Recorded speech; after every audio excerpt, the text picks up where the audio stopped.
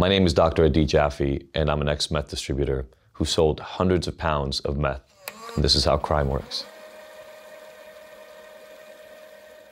Being a meth dealer, sleeping in bed with the meth pipe next to you and a gun right to your right, and with hundreds of thousands of drugs in your closet is an insane endpoint. It's not normal. It was like my life got a hard reset. I mean, I had to go right to the beginning.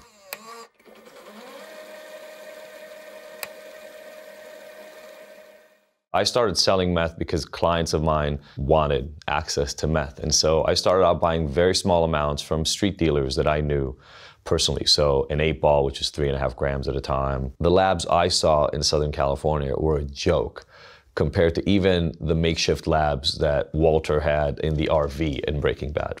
They were using pots and pans, they were using cups and glasses. It looked like a more typical idea of a messy kitchen that you would see in somebody who was addicted to meth than an actual lab. You know, they rarely had glass beakers or flasks or anything of the sort. The easiest way to describe the smell of a meth lab is an incredibly strong ammonia smell that will literally feel like it can burn the hairs inside of your nose, right? So you could tell the moment you walked into a room where somebody was making meth. Sometimes you would cough right away if you didn't have a mask on you, or, you know, it would make your eyes water. Even the smaller labs really took care to put these small kind of hoods or fans right above their main reactions in order to port out the gases. And you'd have the cook and then the 1 or 2 people who were helping him make sure that this was done. So Airbnbs and short-term rentals are incredibly easy places to set this stuff up, because really all you need is a day or 2 of setup, manufacturing, and breakdown, and you can leave. You wouldn't really leave much of a mark as long as somebody had enough time to air out the space and the smell wasn't there anymore. The other thing that is incredible about using things like Airbnbs is you get to move from place to place, which is then really hard to detect, because even if a neighbor does notice that there's a pipe out of a window or something like that, you know, if it's only there for a day or 2 and then it leaves, nobody would know. All the labs that I saw were locally here in Los Angeles for a very long time. But when drug busts started happening in earnest in the late 90s and early 2000s of drug labs everywhere in Southern California, people started moving them outside of the city. And they gradually moved closer and closer to some of the supply sources they had for some of the ingredients, right? And so it was well known in farming communities for a while that you had to guard your nitrogen-rich fertilizer supplies, because meth dealers and manufacturers would go and steal kilos and kilos, if not, you know, truckfuls worth of this stuff, and then bring it back in order to be able to go manufacture their meth. The people that I knew that manufactured had at least one, I'll call it a lab, but what it really was either a van that was hollowed out in the back or a full RV. The idea, in a way, being that if you drive, then nobody can detect the fumes. The only thing that a lot of them forgot was that when you're driving, nothing is stable. A handful of them actually had to experience flare-ups and one actual explosion that I know of.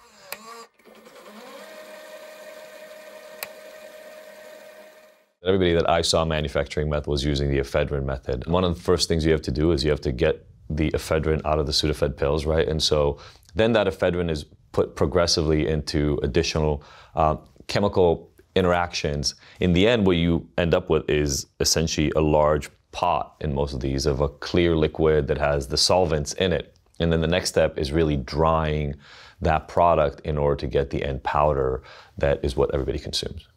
These were highly detailed, very protected recipes that were guarded by this cook with the same sort of zeal you hear about Coca-Cola guarding their original recipe, right? Because this was their leverage. The secrets were in limiting people's knowledge about how to do what was otherwise replicable. In a world of drug addiction and crime and sort of the underbelly of society, these cooks had standing. A Smurf was the name given essentially to a meth manufacturing runner. Most small-time dealers that I knew would employ 10, 15, even 20 Smurfs. So they would go out to the stores and buy the lye, they would go steal whatever it is that was required for the manufacturing, especially going to pharmacy after pharmacy after pharmacy to secure individual packages of Sudafed. The idea of being able to go, run around, get some ingredients, work for a couple of days and make $10,000 or $15,000 was highly attractive. And so everybody was always trying to get their hand on a good recipe. There's absolutely a connection between the method of cooking the meth itself, the impurities that exist in it after, and actually the quality of the meth itself. So when I was starting out in the meth game in the late 1990s, there was this lore about P2P meth at the time. That was the stuff everybody wanted. That meth had a blue tint to it, so everybody was always looking for blue meth, which was what was so ironic about Breaking Bad when they started, introducing this story of blue meth, supposedly created by Walter. That was what I knew as the best meth you could get from the stories in my dealing days.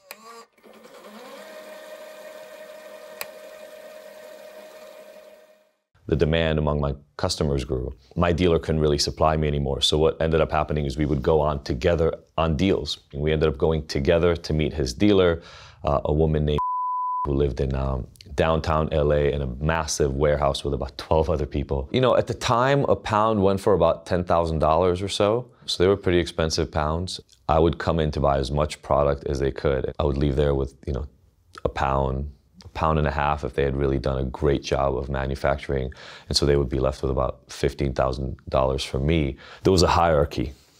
He always got paid in money and it was always cash. Once he got paid, you could tell that there were a couple of other people who actually got money, and the rest of people literally relied on free meth supplies to do the work. The labs that I knew didn't get robbed. The drugs came in quickly and they left quickly because there was the need to distribute them in the moment that they were made. What did happen much more often was when drug dealers would actually get robbed. So after the drugs would get delivered, because they're gonna have a supply on them. So the risk of being robbed actually happened much more often. Obviously the dark web is a huge part of this, to make it so much more difficult to identify, track, let alone apprehend and stop at the source any of this manufacturing or distribution.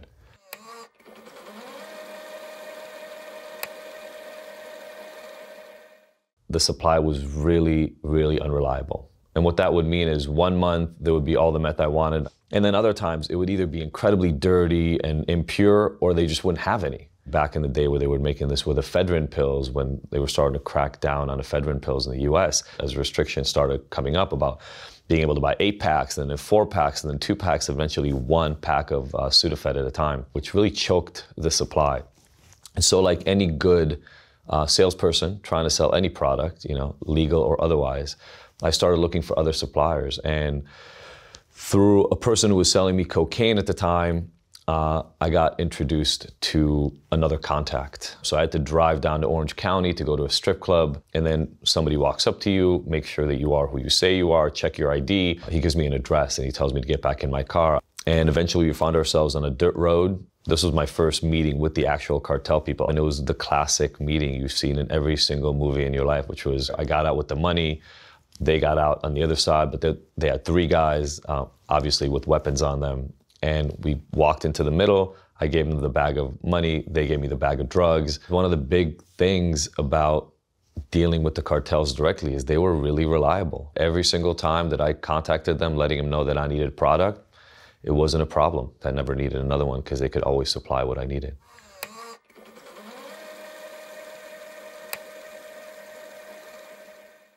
At this point, over 90% of the methamphetamine sold and used in the United States has been manufactured in Mexican super labs. I believe that given the incredible proliferation of these super labs south of the border, it's become almost redundant to have local labs. The manufacturing is easier, it's more reliable, the product is cheaper at scale. They can absolutely employ real talent. So they can hire real chemists and people who really know what to do at the higher levels. But as you go downstream, they're offering sometimes pretty well-paying jobs given what else is available in the surroundings. You need a lot more money in the US to buy your way out of law enforcement regulation. We all know it's doable, it's just a lot more expensive. In Mexico, it's much, much cheaper to buy enough police power in your pockets. So these meth super labs, they're relative super labs, right? They're making thousands or maybe tens of thousands of pounds a year. So there's been a huge shift back to P2P meth in the United States and in Mexico. P2P meth actually ends up being stronger than ephedrine-based meth, creating massive problems, mental health issues, larger incidents of things like psychosis from meth, et cetera. And that's creating a bigger crisis around meth use right now than we've seen in a long time.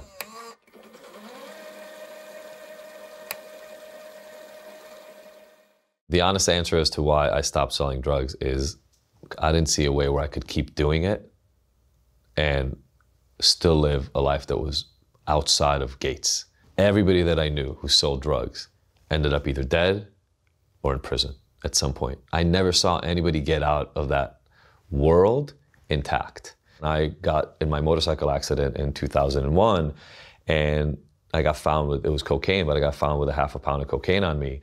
And police knew that somebody with a half a pound of cocaine in their jacket knows somebody who sells drugs at quantity. They obviously searched the entire place, right? And started looking through the walls, looking through the ducts, the AC ducts, and they found toxic chemicals because one of my friends who was manufacturing meth actually left some of the chemicals in my house. I had a lockpick kit, and that was illegal to carry. I had a gun that was loaded by my bed, and you get a violation for every single substance you have. And I actually, even on top of that, picked up 2 charges for the manufacturing of methamphetamine and MDMA. We had a pill press at my place where we were pressing MDMA pills. So initially I was looking about 15 to 18 years. And my lawyer immediately that day told me one thing: it's clear you're addicted to these drugs, right? Everybody can see it on you. If this judge doesn't see that you're serious about changing the direction your life is going in, you're gonna get the full thing. You're gonna get 15 to 18 years in prison. I think that was the only way to sell me on treatment, honestly, at the time. And so I listened to the judge and I went to a rehab in Pasadena here in Southern California. So we did something called an open plea, which actually meant I had to plead guilty to all 9 felonies. But if I pled guilty to the 9 felonies that were still on my record, the judge could make whatever decision he felt like was right, given my situation. And he came out and he gave me this very creative sentence, in my opinion. And the sentence was 364 days, 1 day less than a year. If when you get out, you start selling drugs again, or I see you here again, whatever you do next is gonna have 7 years added to it. And in a way, it felt there was this biblical story about a king with a sword sort of hanging over his head, just right above his head. And it felt like I had this hanging sword that actually was kind of my guardian for a couple of years while I was trying to figure out how to get my life on track. I just want to say publicly, I also recognize mass privilege in who I am, right? And so I may be from the Middle East and I may be actually a first-generation immigrant to the United States, but nobody can tell that when I speak. So standing in front of that court, I was a relatively young adult white male. And so I think there was a lot of privilege afforded me by that reality in that moment as well. When I got out of jail, I tried to get a job. I couldn't get hired for anything. I tried for mall jobs. I tried to become a pizza delivery man, and I couldn't get hired. The only next thing I had available other than a job was to go back to school. So I got to get into Cal State Long Beach, which was the first place I got my master's in. Then I went back to UCLA to get my PhD, where I ended up teaching. And so I ended up taking this route that seems blessed at the end of the road, but it was in no way, shape, or form guaranteed. And there were many, many times along the way that the idea of going back and having that access to money and power was really, really charming.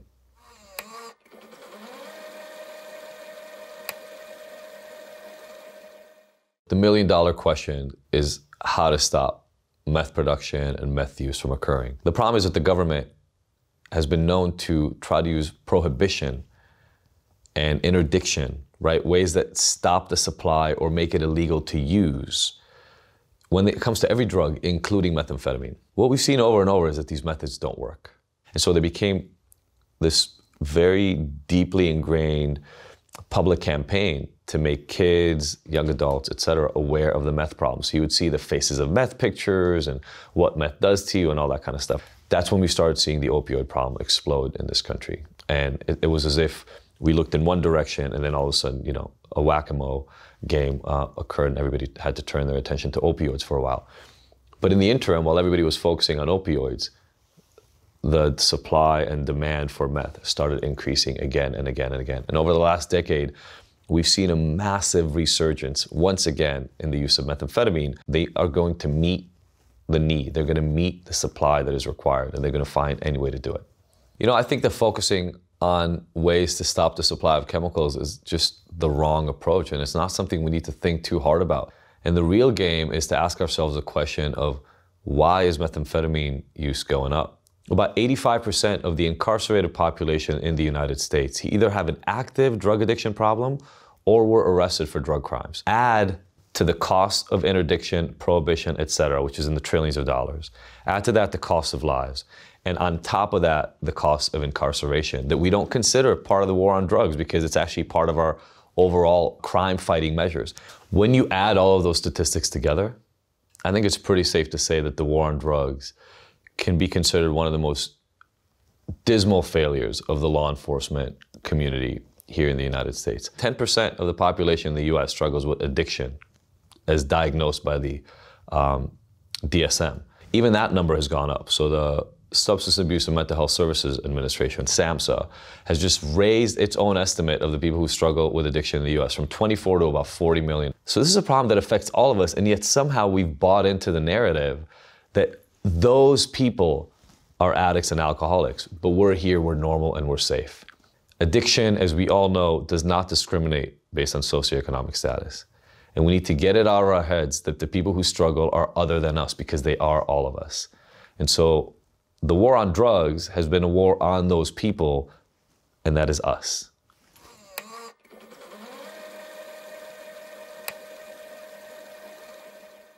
I was selling to my friends when it started out. So the idea of having to be secretive, A, didn't dawn on me, and B, was relatively impossible because they all knew me. I was a student at UCLA, they were all my friends, they lived around me. Everybody in the drug game goes by monikers. So I would meet people like Bullet and Murder and Termite. You come up with a name, and that becomes kind of the moniker that you go by when you're selling. I used to drive, when I started out, I would drive 250 or 300 miles a day in Los Angeles delivering. But really, the moment I moved out of that, everybody came to me, and everybody was screened. And so even though it was never my intention to end up being a guy with a gun walking into a cartel deal outside of San Diego, there were these incremental small progressions that got me there. And what it taught me is that if I put my attention and my efforts on the right things, and I just give it enough time, 5, 6, 7, 8 years, just like my drug dealing career grew, I could actually achieve some pretty incredible things, but now doing them on the right side.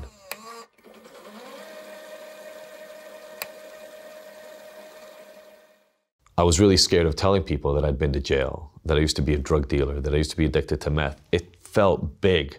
And so some of my friends knew, my really, really close friends, but what I did instead is, this is 2008, I started blogging about it.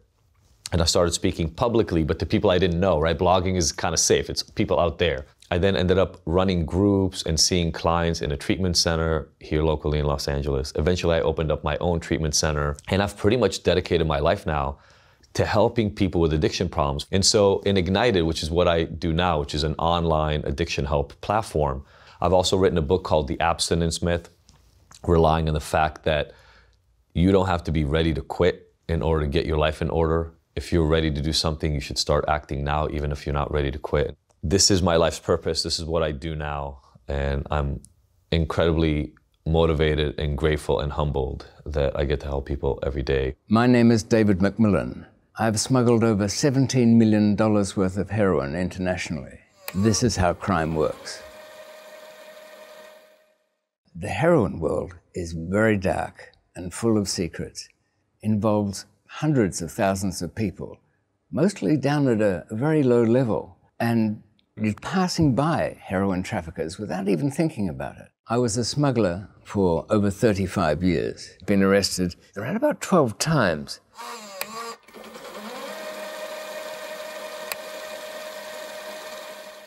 The three main producers around the world of heroin have become Mexico, mostly to serve the market in the United States. In South Asia, it's Vietnam and Laos, the remnants of the old Golden Triangle, and of course, Afghanistan, which tops all of them in sheer volume. And that comes from different provinces, which over the years have had sometimes droughts and sometimes interference. The Taliban actually stopped almost all of the heroin production, but they changed their mind when they saw the money. One of my first trips to Afghanistan was back in '79. When finding and making a reliable contact for heroin is best not relied upon through introduction, because the person who's introduced you, he could be an agent for the DEA. So it's better to go from the ground up And that might mean going out to the farmlands, meeting the farmers. I've traveled out into the heartlands of Afghanistan and lived with the farmers for a few days, perhaps a week, got involved in something local, helped with a well, come to know something about their lives. And they make their own judgments. People in the village would come to trust me because I wasn't in a hurry.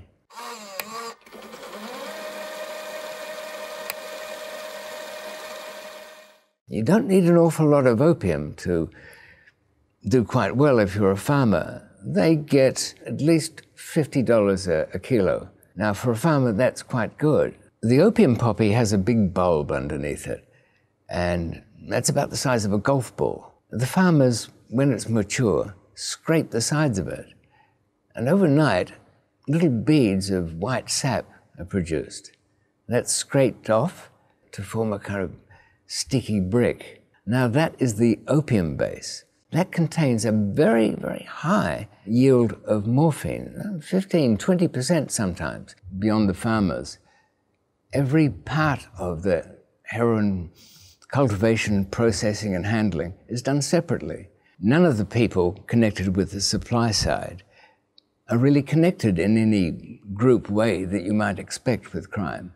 They are simple people in the countryside. You would buy perhaps, say, 10 kilos of opium base. We'll call them chemists, but they're really just like skilled artisans who would take that and do the processing. Now, don't imagine some fancy laboratory or anything when it comes to that. You'll see a couple of old tin pots, 5 or 6 plastic buckets, some cloth for filtering, some drums of chemicals, and maybe an old branch for stirring things. The opium base is mixed with ammonia, then washed out to extract that morphine, dried out into kind of a black gunk, and then it is cooked with acetic anhydride. It smells like a really incredibly strong vinegar. The rest is cleanup because it first comes out of that completely brown. There are really only 2 types, white and brown. The brown is the half-processed and only half a strong version. The white has been purified, cleaned. The brown is smoked, whereas the white has traditionally been injected or snorted. But there's been almost no white heroin sold around Europe for years, and people who inject have been injecting brown heroin, a dangerous thing to do and a corrosive thing to do on their own arteries and veins.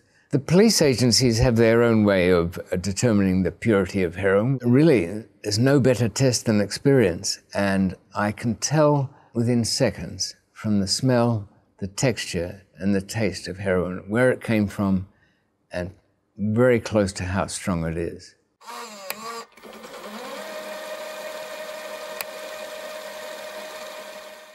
I would first have to get it out of Afghanistan. It's a landlocked country, and shipped through to Pakistan. That had its own complications across the border because any kind of commerce there, whether it's smuggling or not, involves a certain amount of lubrication of the border area, bribery.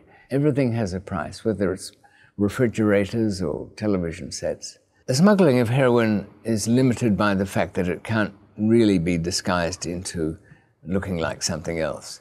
It can be packed flat into many different objects. In fact, books were often used, the hardback covers front and back.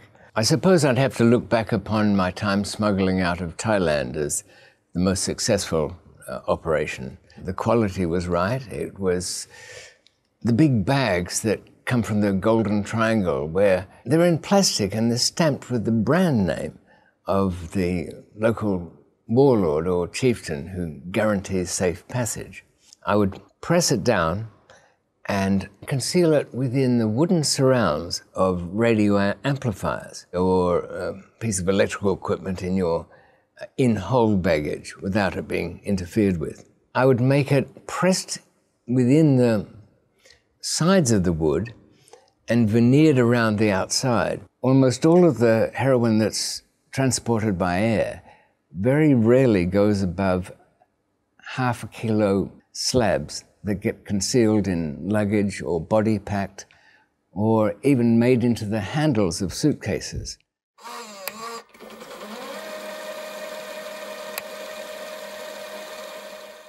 I used to carry it around by myself, but at least I knew if I did it myself, I'd be in control of my own destiny. But I relented. I found couriers. Couriers were chosen by their look. That had to pass the first test. Their stability and reliability, and also their ability to keep quiet after the event. And that was very important. I had one guy that was a kind of recruiter for me down in Pattaya, and another one in London. My recruiter in London had been kicked out of Southeast Asia, ended up at a hostel here that the government used to try and resettle people who've been kicked out of other countries. It was a goldmine of couriers. Somebody who's not relaxed and operating out of their own volition makes a very poor courier. I don't think people always have completely selfish motives. People who have families to support sometimes consider it. Poverty might make that final little push. To pass through airport security, it was important to know the airport systems very well. I would spend quite a bit of time traveling through those airports, knowing what kind of X-ray machines they used, what the staff were trained to do, whether shoes had to come off or not, how sensitive the metal detectors were.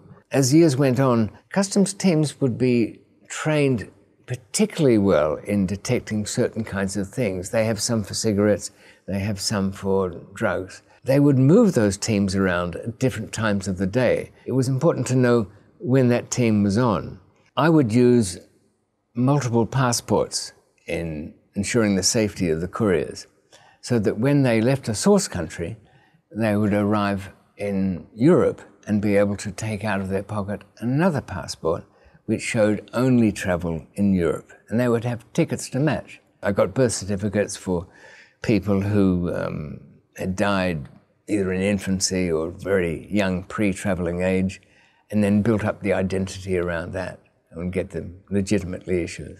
Arriving passengers were told to go to some arranged point, perhaps a hotel in town or a restaurant. I would watch them and to see if they'd had any problems, because it's always possible that they'd been intercepted, then they would be paid off immediately, and the bags would be taken away. Then it would be put into storage for safety. I like to think of it sometimes as looking at one of those phone apps where it shows you all the flights in the world that are going on. You see thousands of them. And in a way, you can say that every one of those little planes has got somebody, maybe 4 or 5 people on board, who are carrying some amount of heroin.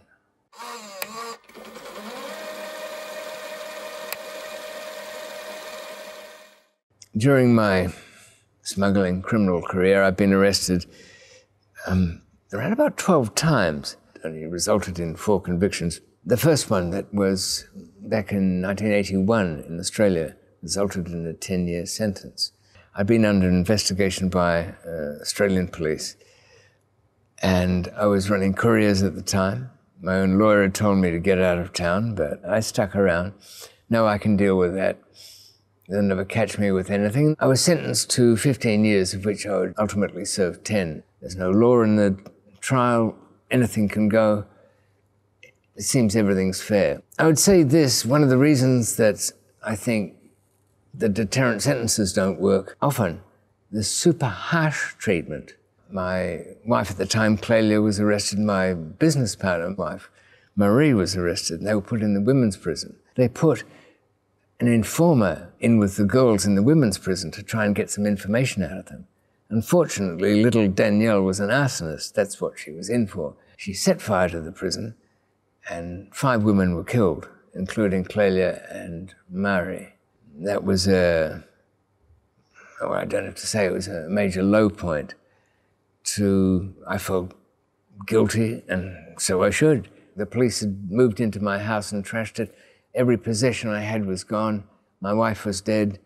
After that, next came my time in Thailand, where I was arrested on a drug case and escaped from there. That took 2 years doing to get out of that place. Found myself arrested in Pakistan, and that took almost 2 years again to get a not guilty plea.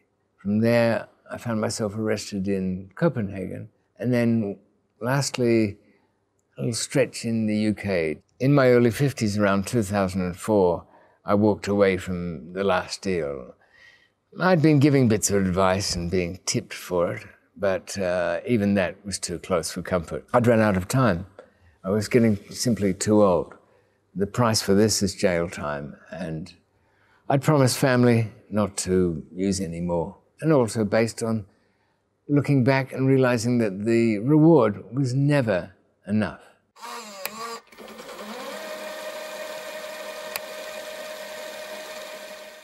When it comes to the larger amounts, then it's all by shipping. I've known people to take hundreds of kilos of heroin and pack them into oil drums, or even in the pallets of other goods that are going. So a technique would be to order some goods through an existing and reputable firm that had agents all around the world, table lamps or even carved doors or cabinets, so that when it arrives back in the West, that's being cleared as their cargo, not yours. Sometimes customs will intercept quite large shipments. People have asked me, would this make a dent in the market? The supplies are built up at least 3 months in advance. So besides which, the intercepted cargo never amounts to the total flow going through. So those seizures, though they might make the news, a ton lost here or even 5,000 kilos there won't substantially make any difference. The shipment routes for illegal and legal heroin never overlap. The approach is different and the mechanism's entirely different.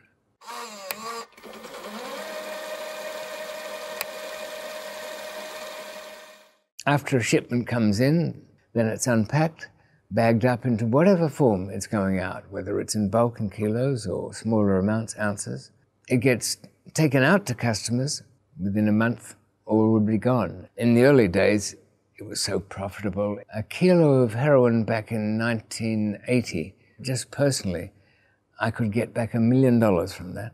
And this was in Australia, which of course got inflated prices there. Expected purity was only at about 15%. So if I took it down to 18%, it would still be considered good. I used only dextrose to do this, but that still meant 1 kilo became 4. In the beginning, even put in place a street network, because there were a couple of streets in Melbourne which were notorious for it. Then come back to base 4 or 5 times a night and reload, as it were. There's been some changes between, say, 2002 and 2022. The retail price of heroin has dropped considerably. It's now at about its most base level. Purity is not great, but price-wise, I can't imagine any factors that would make it any cheaper or possibly take it up. Is it more available? It is, but there is no market beyond a certain point. The popularity of heroin goes in waves of different fads and fashions. There's a solid core of people who are fully addicted, and they don't change much. Street-level heroin is, of course, not pure. It would be dangerous if it were. It's usually at about 15 to 20%, and that's considered strong. The cutting agents for brown heroin, usually mannitol. It's really a baby laxative. In recent years, heroin's been cut with a drug called fentanyl. It's a synthetic opioid, but it's a very dangerous drug. It's at least as strong as even heroin. So how would anybody measure it out? A tiny amount of fentanyl is often mixed with heroin to keep the strength up. But that can quite often be misjudged and end up with fatalities. But when there's a shortage, or when somebody's simply greedy, the retailer can cut it again. And this can be potentially dangerous because it will seem weaker, and people will adjust to using weaker and they'll use more, so that when they get what used to be the standard batch, it'll be quite a bit stronger, and there's a potential for overdose. But it has to be kept in mind, very few people die directly from an overdose of heroin. It's usually when mixed with alcohol or sleeping pills. It almost never happens when it's the heroin alone that finishes somebody off and takes them over the top.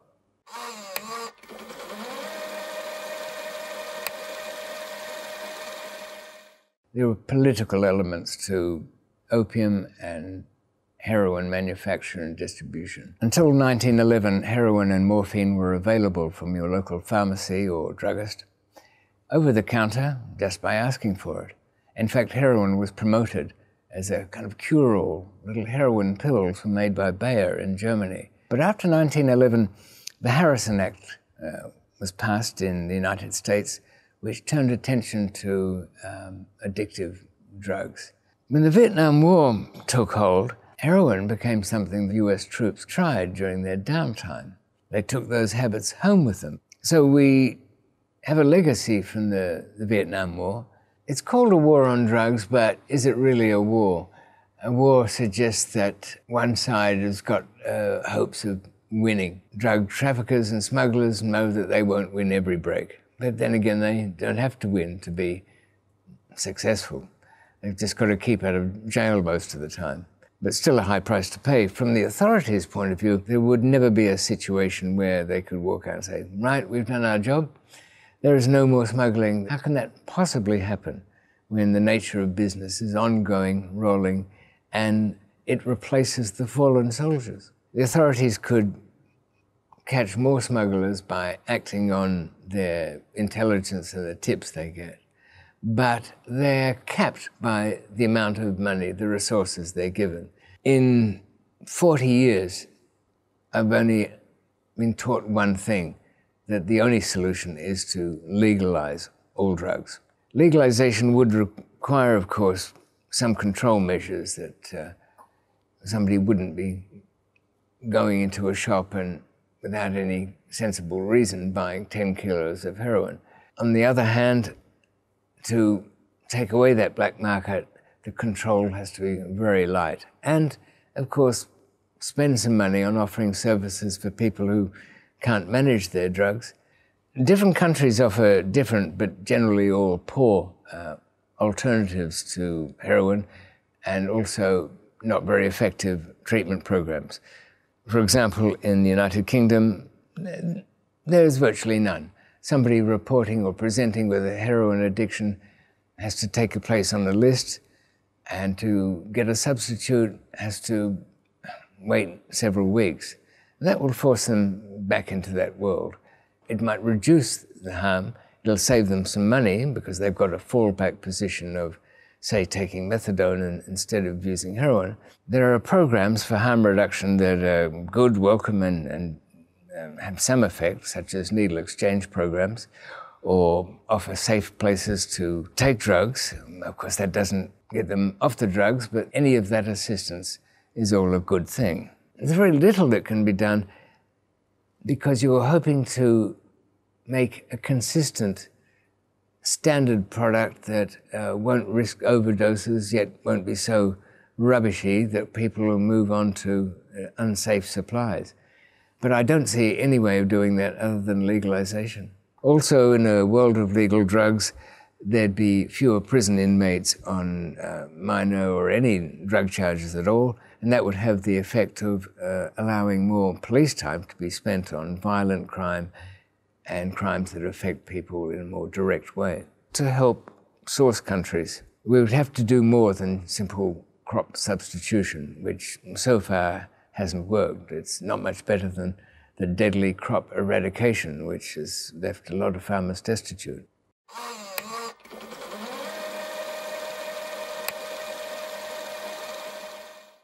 I was 18 years old when I first became involved in the drug trade, and not much older when I began smuggling. I can never say that in any way that I've ever been a victim of anything. I've walked headfirst, even as a teenager. I was up to some kind of mischief, selling bits of hash at school, whatever, from an early age. So when I met some safecrackers and they were retired from that, well, they were already a little bit in the local drug distribution network with some local marijuana, but they didn't know anything about importing, And it involved travel. I get to see the world. It seemed good for me. And I went out and did it on purpose. Something we don't realize when we're young is that a regular human life is a short one and you haven't got so many years. Only looking back on smuggling business, drug trade, from an older man's perspective, how plain and clear it is that it is it's not just the danger, but it is the pointlessness and the futility of the undertaking. Since I've been out of the smuggling game, these days I put up CCTV cameras, which involves a certain amount of trust.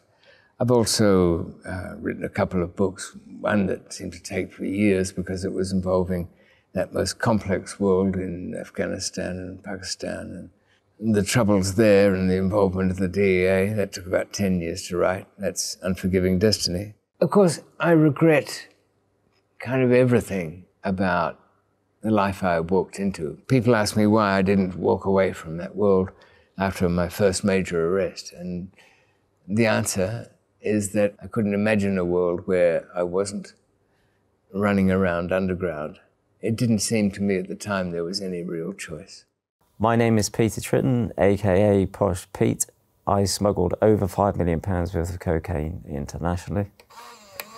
This is how crime works. I've been in prison with people there, capos from the Sinaloa cartel, bosses from the Colombian cartels, and even when they were in their heyday making millions, the amount of fear and paranoia that they had to contend with, you know, people trying to kill them, people trying to take their business from them, you know, and in the end, what did they end up with? They ended up going to prison for a long time and losing all of it pretty much. I am extremely lucky to be alive. In my opinion, the risk is not worth the reward. Cocaine is farmed and produced in Peru, Bolivia, and Colombia. The farms will generally be in rural locations out in the countryside. The farmers themselves are paid quite poorly. They have to farm an acre of bushes for 1 kilo of cocaine. Once the cocaine is processed, I know in Peru you can buy it for as little as, should we say, $700 up to $1,200 for a kilo. You had to basically make a fake company, a fake profile, have a number, in order to be able to go to these big chemical companies to then buy the chemicals from them, because they wouldn't sell to just anyone from the public. You had to be from a business. Ether is one that's very highly controlled. Acetone as well in South America. Ether is the big one because the ether wash it used to be the best type of wash to make cocaine. Sourcing tanker loads of ether to produce the cocaine is virtually impossible there now, so they're having to use other chemicals which aren't quite as good. And that's one reason cocaine, if anyone out there has been doing cocaine for a long time, they will now be able to tell that the cocaine these days is not the same as cocaine 20 years ago. Because I've been around cocaine so much, I can, without even taking it, I can just rub it between my fingers, look at the colour, smell it, and I can tell you pretty much which country it's from by the chemicals that have been used in it. My most successful method of smuggling was a form of impregnating the cocaine into rubber. Through a Colombian connection, someone in Cali would buy the cocaine. They would then give it to like a basic chemist over there. So the cocaine would be put into liquid and then into liquid latex, which would then be set in sheets, very thin sheets. We would then put those latex sheets into the ground sheets of tents. So we would employ passengers basically to go and collect the tent after it had been impregnated with the cocaine, to then bring that back through customs. I kind of set some ground rules when it came to recruiting passengers. I would try and find people that had obviously no criminal record or fairly collected, reasonably well presented, and just people that were fairly sensible, preferably someone that was working already. and then we would pay them between 10 and 12,000 pounds on their return to Britain once the drugs had been extracted. Or sometimes if there was enough funds, enough cash available, we paid them as soon as they came off the plane and handed the tent over. First tent that we brought in, I flew to Quito in Ecuador. The tent had already been manufactured and the cocaine impregnated into it. I managed to get through unscathed, got back to Britain, landed at Stansted, fully expecting to be stopped by the police there. So yeah, I mean, I arrived and just collected the tent and walked straight through, and that was it. I mean, I was, to be honest, I was in shock that nothing happened. There was nearly 5 kilos of cocaine in that. And having gone through that experience, I realised that this method that we were using of impregnating the cocaine into rubber was definitely a good method, because you know, I'd just been stopped by customs and got through 3 customs checks, one in Ecuador, one in Holland and one in Britain, and come through with it fine. During the time that we were trafficking, we never actually lost a single shipment. The great thing about that method was that it wasn't detectable by X-ray. You can't detect it by scanner. The dogs couldn't detect it because obviously the cocaine has been changed into rubber.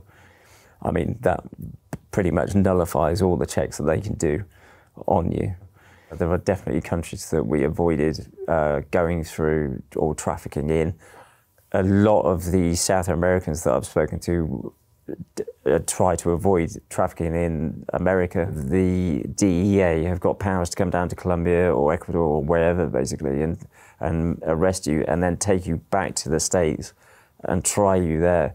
Places like Thailand, Indonesia, where they have the death sentence, always big no-nos, Saudi Arabia, anywhere that's got the death sentence for drugs. Also countries with, you know, really harsh laws, high sentences. As far as other forms of smuggling cocaine, obviously the cartels use containers, shipping containers, to bring in the larger shipments of cocaine, i.e. tons at a time. This is normally done using corrupt port officials at both ends who facilitate the movement of the cocaine. I didn't like the idea personally because I'd realised, well, having seen other people do it, and when it went wrong, the police officer or the customs agent involved would always roll over and inform on all of the other people involved. Recently, I've seen newer methods of smuggling cocaine across borders. I had a Russian friend when I was in Ecuador, when I was in prison in Ecuador, who was captured with 42 tons of cocaine, which was in barrels of molasses. It had been liquidized and mixed into the molasses. I mean, there is just a multitude of things that can be impregnated into. Once we managed to get the tents back through customs and into Britain safely, we would then have to extract the cocaine using chemical processes. Normally cut it about 60% cocaine, 40% phenycetine, and then repackage it and sell it. An earlier associate with whom I trafficked drugs within the UK. So he put me in contact with a Colombian in London who was already importing cocaine into Britain via a contact of his in Cali, Colombia, who was operating with the Cali cartel. That became our source of cocaine in South America. All of the cocaine we pay for up front using various different money transfer agencies like Western Union, MoneyGram. We would always try and keep the transfers under £1,000 at a time. We would use various people to facilitate the transfers because obviously you can't use one person more than 2 or 3 times in a month. We had some underground money transfer agencies that were a bit corrupt, should we say, that was allow us to send more than was registered. I did some workings out on the train, on the train journey down here today to London. So from every $100 or £100 worth of cocaine that you buy, I would estimate that about 2%, 1.5% to 2% goes to the farmer who's growing the coca leaf. Probably 35 to 40% goes to the cartel. But the cartels are really, they're controlling the lab, and then the the shipping out of South America.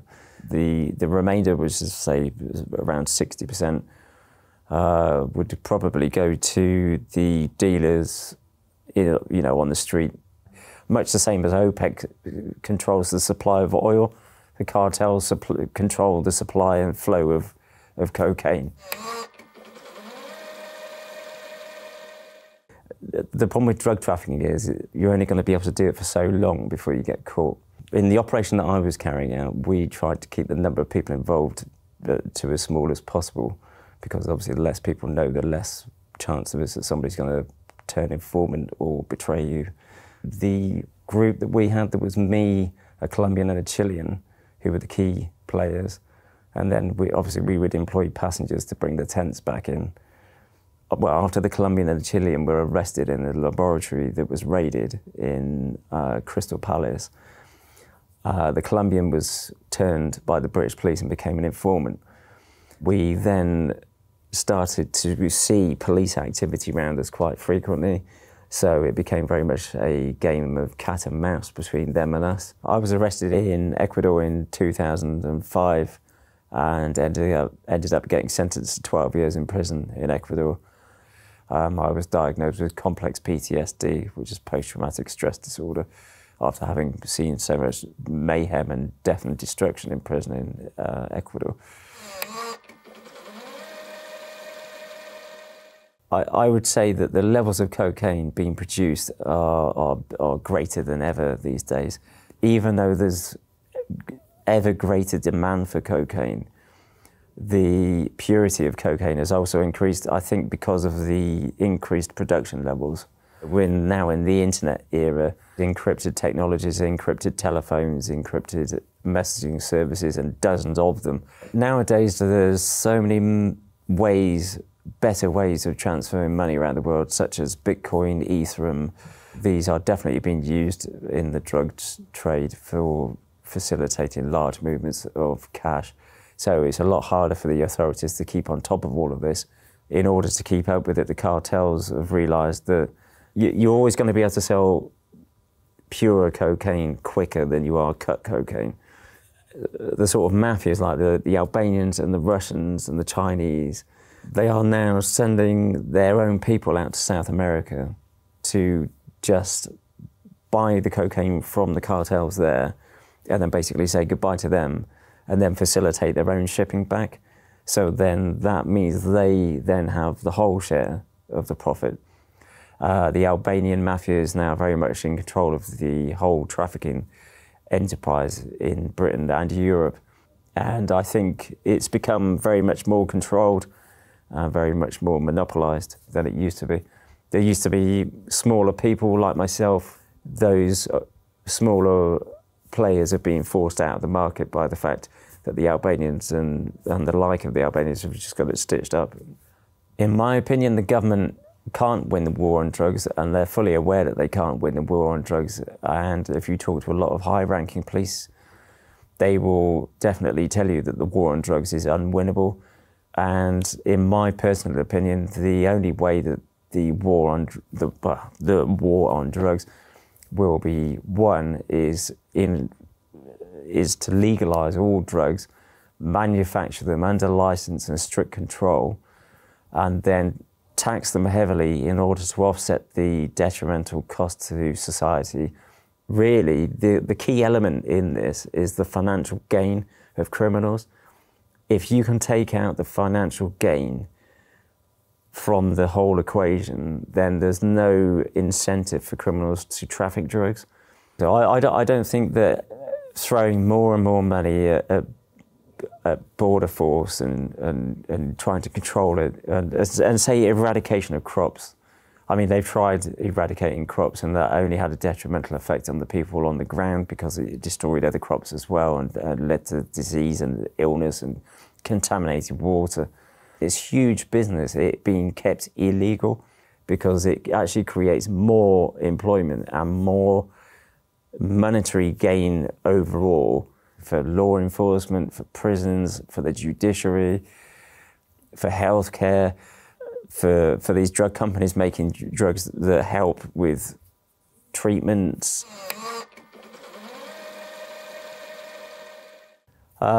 I got into selling drugs at an early age. I always had a sort of an entrepreneurial streak, but drugs was at that time quite easy to do, and a lot of people seemed to be doing it. There were illegal raves every weekend, and loads of the people that I was at school with started going to these parties. So, you know, instantly there was a huge marketplace until I was arrested at 17 when I was at college, which put a stop to everything. You know, I saw how upset my family were, and I was worried about not getting into university and jeopardising my future. Trying to survive on a student loan, I realised that, you know, they don't go very far. That's when I first came into contact with cocaine, started selling cocaine to a couple of students. Before I knew it, I was then selling cocaine to the locals in Cardiff, and then I was selling to their dealers, and then I was selling to their dealers in turn. And before I know it, I was supplying half of South Wales, and then ended up, you know, fanning out and spreading out into the Bristol party scene and supplying loads of people there. The first time that I went to prison in England, I did make contacts in prison. But yeah, I suppose you do make contacts in prison. I mean, they are the finishing school of crime. Anywhere you go into prison, anywhere on the planet, you all end up making contacts because that's the nature of the places that they are. I'm now going into schools, colleges and universities, trying to educate people on the harm that cocaine and drugs in general do. It'll only end up with you being captured or killed, and the effect that that will have on your family and friends is devastating. Since getting released from prison, I wrote a book called El Infierno, which is published by Ebury Penguin, which is all about my time in prison in Ecuador. I'm currently writing the prequel to that first book, and I'm hoping to get the two of them made into a screenplay in order to make a Netflix series or possibly a film. I have set up my own company with a view to making my own chocolate products, chocolate drinks and bars, importing cacao from Ecuador, not cocaine, cacao. So yeah, we're going straight this time. My name is Sean Atwood. I smuggled over $10 million worth of ecstasy into America from Holland. This is how crime works. At the height of the ecstasy ring, I had about 200 people working for me. Largest ever shipment was 40,000 pills, and we were competing against an underboss for the Gambino crime family, Sammy the Bull Gravano.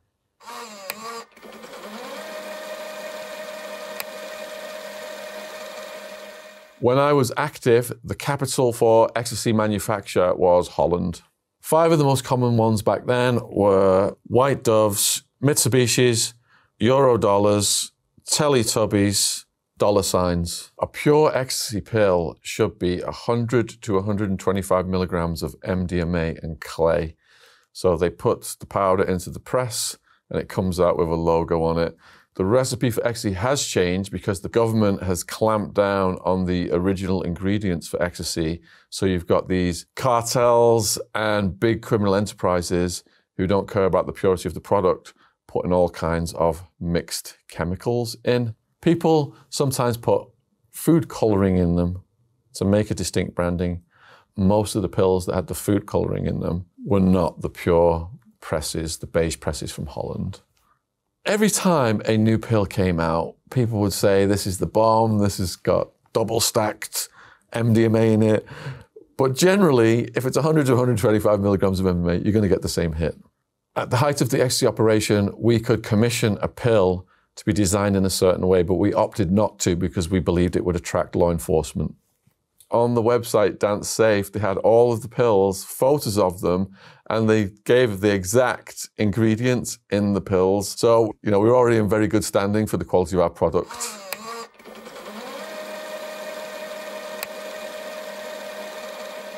I was there when the rave scene began in Arizona. I knew everybody.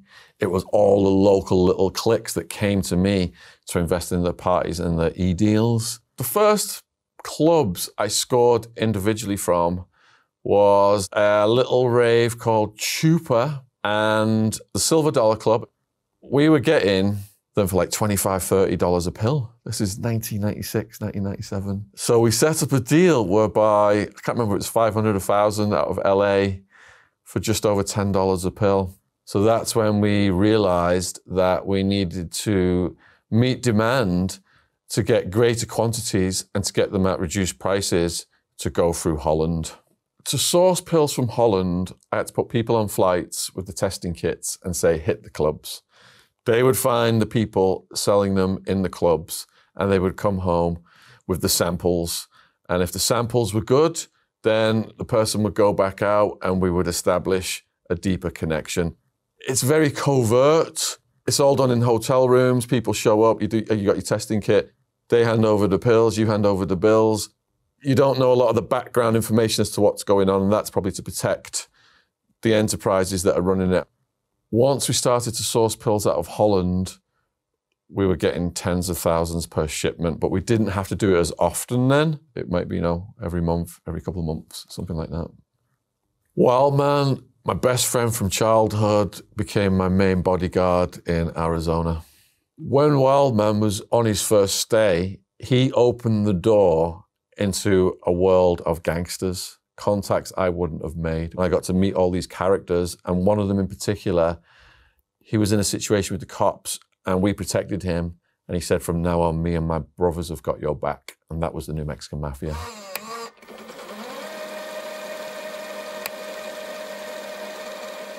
We were schooled by the New Mexican Mafia. This is the most powerful, dangerous mafia in Arizona at the time. They tried to assassinate the head of the prisons, head of the Department of Corrections. They said to me, Sean, if you get pulled over leaving our house, the cops don't have a right to get in your vehicle unless they have probable cause. They're going to ask you, can I search your vehicle? You can say, no, I'm in a hurry. And if they insist on searching the vehicle and they find something without probable cause, that is the fruit of the forbidden tree. We will post your bail bond right away. We will have a lawyer come and visit you right away. And the lawyer will tell you what kind of trouble you are in. The reason I wasn't bumping heads with the cartel and I wasn't bumping heads with the New Mexican Mafia is they had harder drugs locked down. I was never in competition with them.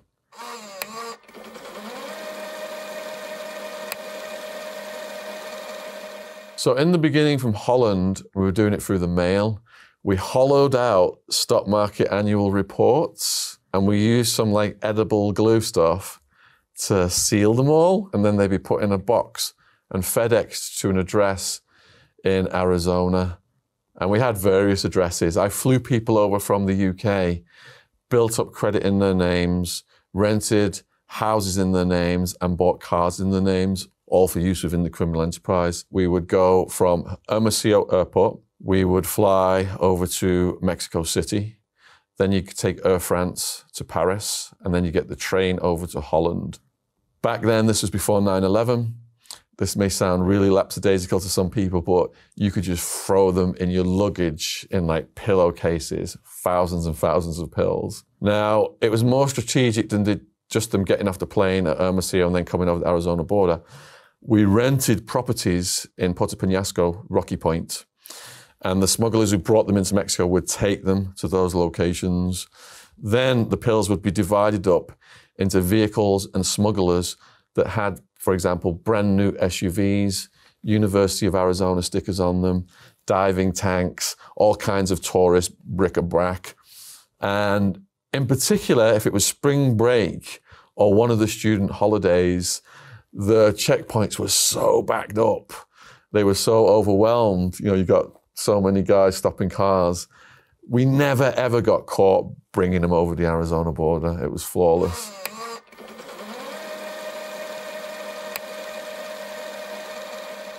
Better Call Saul, these people exist. They may seem like stereotypes, but they're based on what's really happening in America. I mean, there's so much money in drugs. So I was number one. I was coordinating the operations. Wild Woman was number two. She's from Liverpool. Wild Man was number three. 3 English people at the top. The rest were all local people from America, mostly people that originated in Arizona. We had it structured like a corporation. I divided it into factions. So then you've got the head of each faction. They've got middle people and they've got runners who are selling them at the street level. In my enterprise, the main rules were loyalty, not snitching, passing information up the chain if you found anything out at street level that was a threat. That information gets fed right back to me. I chose people primarily who did not have criminal records. My right-hand man, Cody Bates, he's dead now. He hired cars and rented houses just for cash and pills that nobody knew about. I'm living in a $1 million house on a mountainside, the most beautiful place I've ever lived in my life, in a gated, guarded community. As more people worked for me, I realized it was in the best interest to spread the product out amongst various locations and amongst various factions. So as soon as a shipment came in that was tens of thousands, we want to get that out right away, spread out to the different locations. Because if one gets hit with 2,000 pills, that's no big deal. That's the cost of doing business. But if we've got 40,000 in one house and that gets hit, that's a serious loss.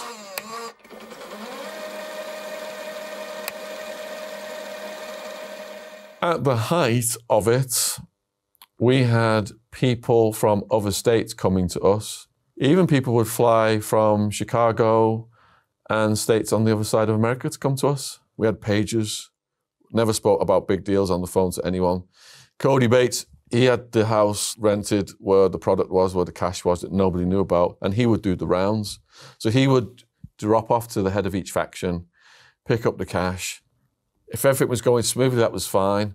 If there were problems, that's where we bring in Wildman and G-Dog, and they would handle the enforcement side of it. With the shipment that was 40,000 pills, let's say I'm getting 10 at a minimum on average, and I'm paying 2 to 3. I'm making 7 or 8 on 40,000, which is a couple $100,000, I think, profit from one mission.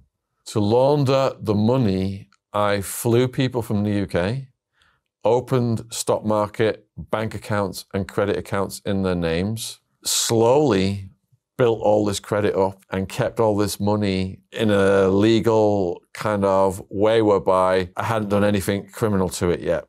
But once the enterprise was massive and I knew I had to burn through these accounts and these names, I just started investments in rave clothing and music stores. Now, if you're a store that throws raves, then when you've thrown a rave at the weekend, you've got tens of thousands of cash going in the bank on Monday. You add my Ecstasy proceeds to that, we're getting the money into the banking system.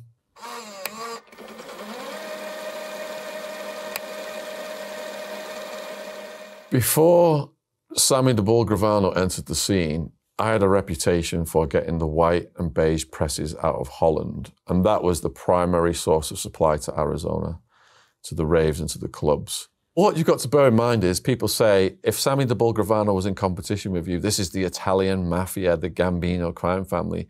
But that's not true. Sammy the Bull is a formidable character in his own right. He'd murdered people, conspired to murder them. But he was the highest ranking member of the mafia to turn sides and testify and cooperate. And he went against Gotti. I did something that was silly. We found a property that we believe was linked to Sammy the Bull's people, and we all got strapped up and kicked the door in and held the people and took all this stuff as an act of, showing that if you do something to us, something's going to happen to you guys. But I regretted doing that. I shouldn't have never put myself in that situation, because kicking someone's door in and running down a hall with a gun where they could have all had guns and just shot us, or the cops could have come. That was drug-fueled insanity. We're looking back on it now. It made things worse. There was a hit put out on me. They were offering $10,000 for my head on a silver platter. In prison, Sammy the Bull Gravano's son told me that someone had called it in Phoenix, the Crowbar it's called. I was there with G-Dog, Wildman, and some of my crew, Wild Woman.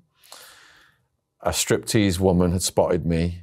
There was a bounty on me. She called it in, and they were in a car coming to take me out to the desert. G-Dog, Wildman advised me to leave because they'd sensed the atmosphere had changed.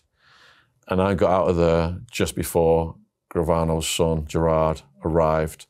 He said that if the ransom hadn't been paid, they were going to kill me, and that would have just wiped out their competition. Sammy the Bull's enterprise came up, did big numbers, lit the scene up, had all the runners running around the raves and clubs saying we're the biggest drug barons in the history of the world, these steroid head jock characters, which totally brought the heat to the scene. And that's why he got popped a couple of years before me. I mean, I was thanking the cops for his arrest, basically, in my mind. But all of those resources were then turned on me.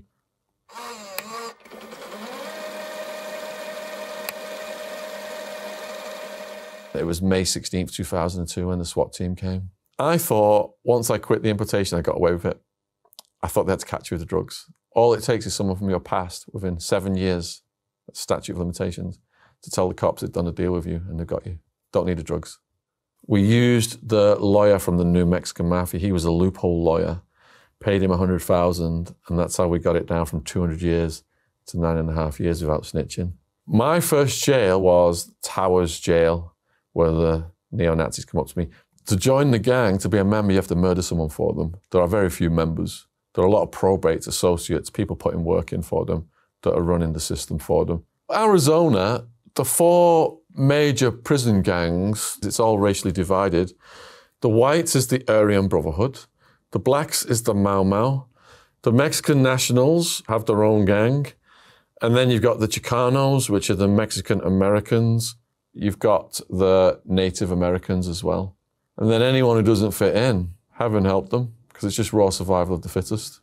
Being deep in the Arizona jail system, the absolute priority of all of the gangs is to keep the drugs business running smoothly. You've got the staff bringing the drugs in, you've got the visitors bringing the drugs in. They do not want anything to disrupt that. I've done some PSA videos, prison survival advice. Be careful what you say. Don't brag. Don't let them know you've got money. Don't let them know you've got resources. 2 months after my arrest, there was a story in the Phoenix New Times, English Sean's Evil Empire, 10 pages long. The neo-Nazis caught wind of this, and then they were pressuring me to ask my girlfriend to smuggle drugs in through visitation because I must have all of these drug connections.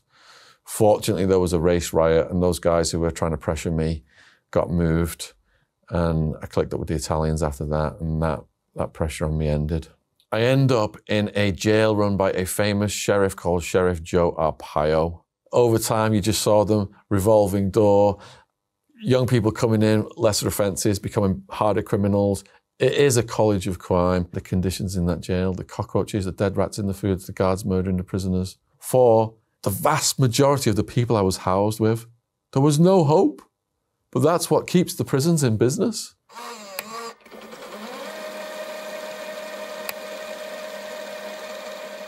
The illegal black market in drugs created by drug laws is so vast, and now we've got hundreds of thousands of dead in Mexico, and all this knife crime in London, this is what the cops are telling us, revolves around young people competing for the black market profits in drugs created by drug laws. I was operating during a relatively innocent phase of the introduction of ecstasy to America. Now everything is monopolized by organized crime. And it doesn't matter who gets arrested in organised crime, they always have the resources to pay the officials off to keep the drugs flowing. I lost absolutely everything, spent 6 years incarcerated.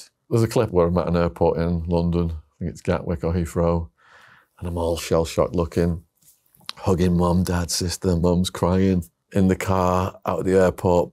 Stayed at my parents' house for a year. The dole was sending me on like telesales interviews and stuff like that. I tell them, you know, criminal record, yes. Couldn't get a job. Dole's telling me you've got to start lying, telling them you've not got a criminal record or you're never going to get a job. But a year later, I moved down to Guildford, lived with DJ Mike Hot Wheels, one of my best friends.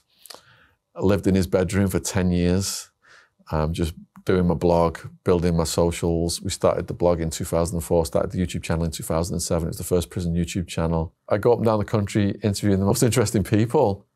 I'm blessed, you know. So many wonderful people came into my life to give me a leg up and help me get my message out. And I feel it's my karmic destiny now that we've got this platform to help other guys share their story.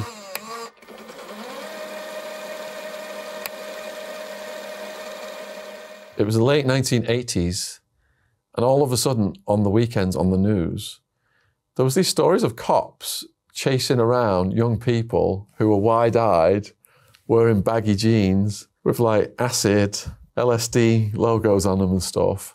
In my economics class, I had a mate He's like, you need to come and check this out. And then we went to the Thunderdome, Oldham Road, Manchester. So he's like, bear with me, I'll go and get you the stuff. So I took the pill, and then once I started dancing, I never wanted to stop. I never wanted the party to end. And I was like, I finally found myself.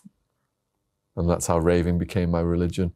So going back generations of my family, some settled in Chicago, and some retired in Arizona. I had 2 aunts, 2 of my dad's sisters ended up in Arizona. And one of them I would visit as a kid. When the airplane comes into land, you look out and you see all the swimming pools in the backyards. So I was already thinking, might want some of this when I finish university. That's what I did. If I could go back and tell myself one piece of advice, it would be stay on the path of slow and steady progress in life. I started following the stock market when I was 16. I was worth a couple of million in the stock market in my late 20s. That was before all this drug activity. I didn't need the money, it was ego. My ego was as big as the Grand Canyon at the top of this. Pablo Escobar was worth billions. His brother said, let's buy our own island and kick back and not get arrested and not get killed and not spend the rest of our lives in prison. Pablo said, I put the president in power. I've got 10,000 people working for me. You want me to kick back on some boring old island? It's not money, it's ego and being a character in the scene. I'm Neil Woods, a former undercover police officer. I used to infiltrate drug dealing gangs in the UK, and this is how crime works.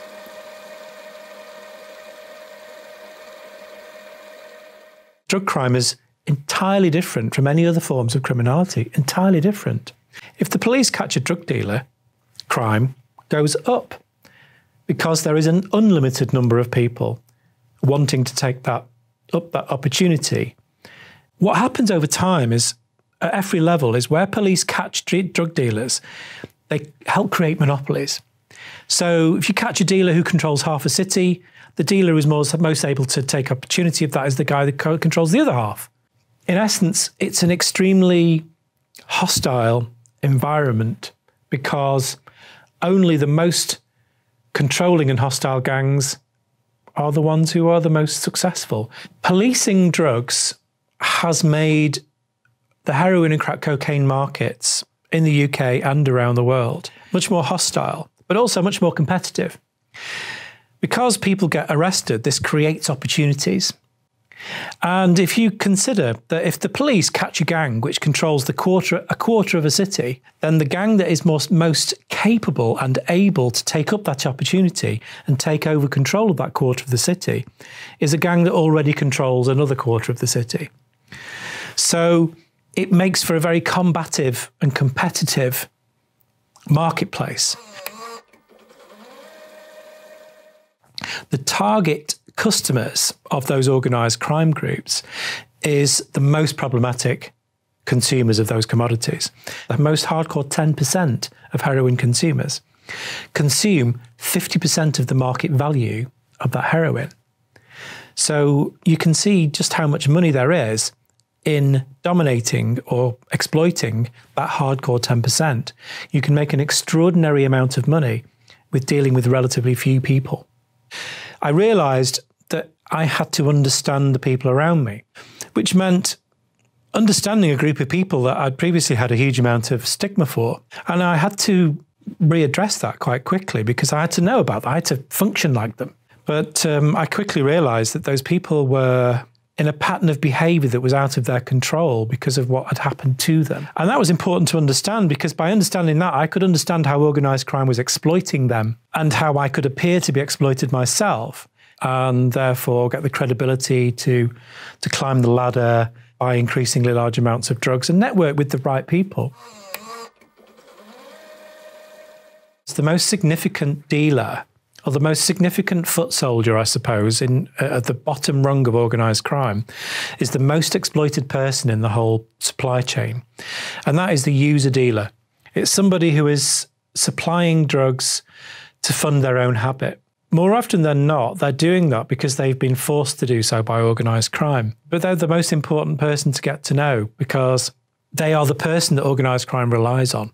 Or nowadays, it's quite often children who are the dealers to rely on for organised crime. A user dealer, from wherever they're living, they would go where they're told in the early morning to where the next rung-up dealer would be, and they would be given the package. More often than not, that package would already be weighed into specific deals and sealed up, heat-sealed in plastic, and given to that dealer, and there would be an agreement that he could take a percentage of those as long as he sold the total number. Now, if you were to ask me how the day went for the person running a team of user dealers, that gangster running a quarter of a city, say, for example, most of those people I've met have been quite professional.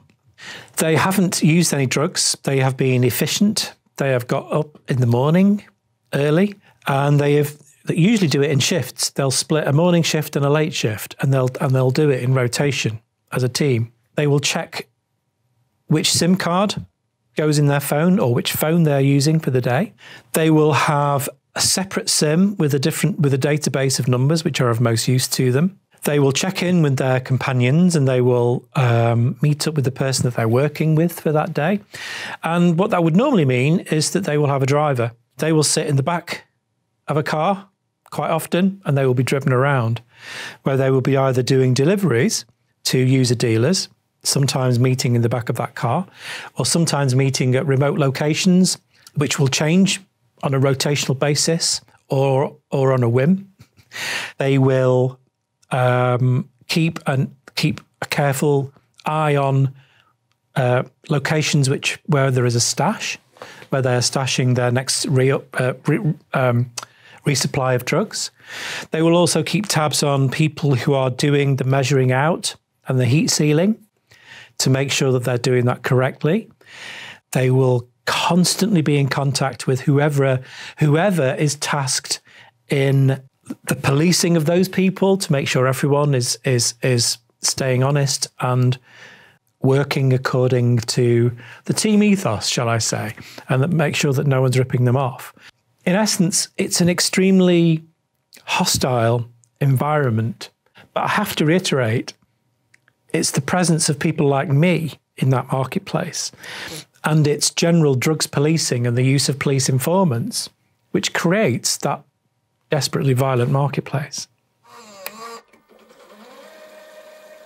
The gangs that are the most successful are the ones who are most able and willing to use immediate violence. And so that threat of violence and that intimidation becomes one of the most important tools of the trade. So they need to give tightness to people. They need to constantly build their reputation. So if there is a group of sex workers who are committed to buying their heroin or crack from that gang, then they will remind them of that, and they will use violence to do so. I'd actually given up undercover work just before the Burger Bar Boys investigation. But I was manipulated, persuaded into doing it because two other undercover operatives had tried to get close to them, and they not got close, dangerously not got close. But it was an extraordinary amount of work, and it had its really serious ups and downs. So I went to Northampton and I picked on two vulnerable people to manipulate, and I decided these were the people who were going to eventually introduce me to the Burger Bar Boys, because I knew they were connected to them. I knew that they'd been dealing for them at one point. And after lots of work, I eventually persuaded them to introduce me to the Burger Bar Boys. And that was a terrifying experience. And so I was directed to where they were holding court, their little headquarters at the snooker club. I was directed to the washrooms, the door burst open, and this hooded figure went into the toilet cubicle and stood on the toilet and looked over and said, "What's this?" And he kept asking other questions and then rephrasing the questions, trying to catch me out. And I knew the guy looking down at me from the cubicle was implicated in 7 different murders. In particular, I knew he was the person who'd sourced 2 submachine guns for a multiple murder of 2 women. Then 4 hooded figures came in, and as the door bashed open, and they started walking around me. Every so often, one would headbutt me on the side of the head, on the ear, And I was getting jostled around more and more. And then all of a sudden, he said, all right then, what do you want? As soon as he said the words, all right then, what do you want? The 400 figures had walked out. And I said, I'll have 1 and 1, please, which meant I'll have a 1.4 deal of heroin, 1.4 deal of crack.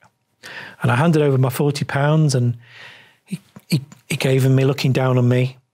And then I got his phone number. Woody actually put my name in the phone, his phone. And I started to buy increasing amounts from them more often and gather evidence of conspiracy against the gang.